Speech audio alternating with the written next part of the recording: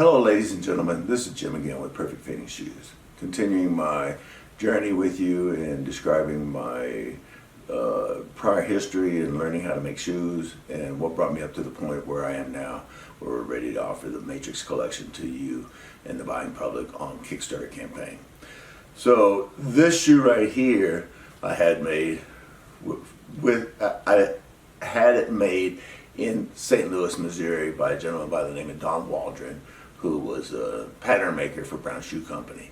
I moved to St. Louis with the intention of meeting somebody that was in the shoe industry.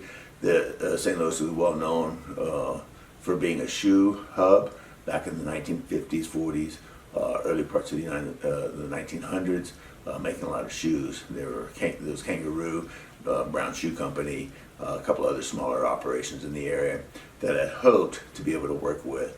My biggest hope was trying to get a hold of Kangaroo shoes because they were an upstart company.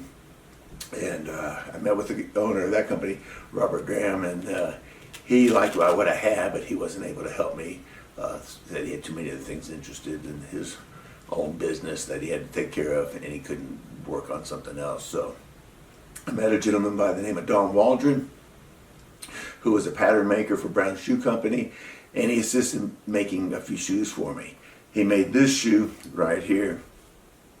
I took the old sole off because it was falling apart. It's an older shoe, and you can see where some of the material fell apart. But this shoe and this shoe are basically, this is a copy of this one. This is the one that I made by myself with the help of Woody Woodward, and this was made basically with Don Waldren, taking some leather that he had, modifying the piping, the trim, and making basically a duplicate copy. Didn't have the red leather, so we used the gray and black. And this shoe didn't have a whole lot of padding. This one has a little bit of padding, but not so much. But either way, they open up the same as the red one, and you can see it completely opening up back here. And again, when you have something that opens up dramatically like this, it makes it so much easier to get your foot inside the shoe. So we've got a lot of this technology that we're happy with, but all of this wrapping around made the shoe a little bit too cumbersome. I don't know if market-wise it would go today or not, but this was one of my samples that we made. I did learn a lot about making shoes, watching Don make this versus this. We basically took this pattern right here and we skived in another piece so that the whole pattern wasn't cut from one solid piece, so it made a better yield on the material and we didn't have as much leather wasted. So I learned a lot about making shoes when he helped me make this shoe, and I like it, but again, it's not where I wanted to go with the shoe. I couldn't get it in the marketplace, so this was all done many years ago before the internet came out.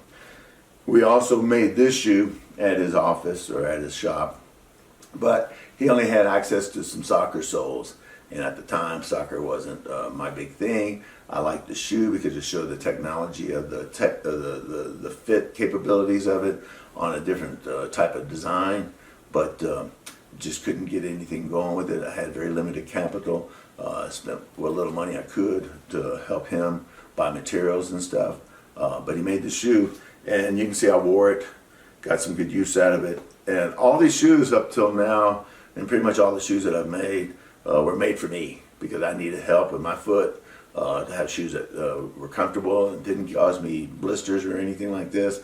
And it was my passion to create something that I found that was beneficial to me so that I could market it to other people, because I felt that if it was good for me, it's got to be good for other people.